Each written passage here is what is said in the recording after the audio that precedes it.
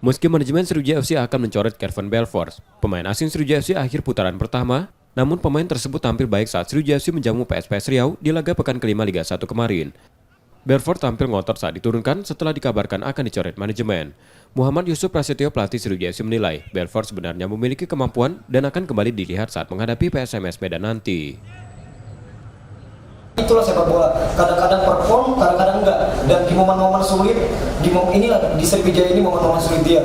2 game dia nggak perform, di home dan di Aceh, lalu dia sakit, injury, dia juga nggak mau seperti itu. Yang jelas, kita belum tentukan itu. Nanti saya akan rapat dengan ya.